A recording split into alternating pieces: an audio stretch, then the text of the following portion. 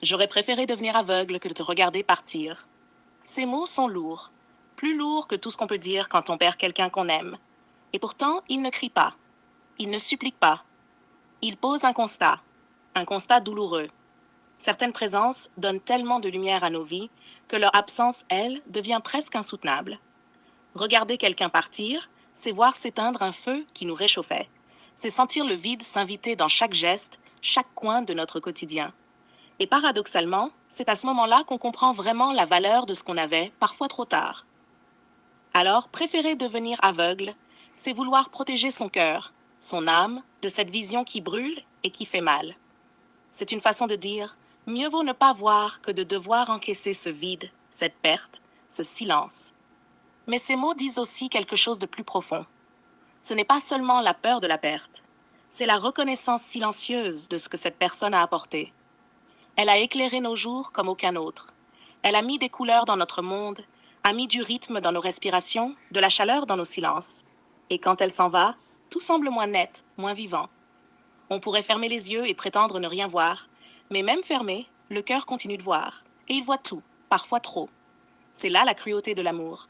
Il nous apprend la beauté, la profondeur, la légèreté, et parfois la douleur indicible de la perte. On pourrait dire que devenir aveugle protégerait de cette douleur. Mais la vérité, c'est qu'on ne peut pas vraiment s'échapper de ce que l'on a aimé. On peut fermer les yeux sur le monde, mais jamais sur la mémoire. Et la mémoire, elle, reste avec nous. Elle brûle encore, elle éclaire encore, même après que la personne ait disparu. Ces mots révèlent aussi une chose. Aimer vraiment, ce n'est pas retenir. Ce n'est pas s'accrocher à tout prix. C'est accepter que certaines personnes doivent partir, même si notre monde en est fragilisé.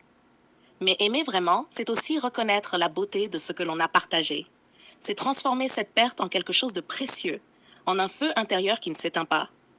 Même aveugle, on continue de voir avec le cœur. Alors oui, ces mots sont une confession, une douleur, un cri silencieux, mais ce sont aussi des mots de dignité. Ils disent, tu es parti et je le vois, et je continuerai à te voir avec ce que tu m'as donné. Et parfois, il faut se laisser voir partir, non pas pour oublier, mais pour apprendre à porter ce feu en soi, pour que chaque souvenir, chaque éclat, chaque rire ou geste partagé continue de briller, même dans l'obscurité. Parce qu'au final, aimer, c'est accepter la lumière et l'ombre. C'est accepter la perte sans jamais perdre la mémoire. Et c'est comprendre que ce que l'on a eu, ce que l'on a vu et vécu, restera toujours une part de nous, même quand le monde semble plus sombre, même quand nos yeux se ferment, même quand la personne que l'on aime s'éloigne, le feu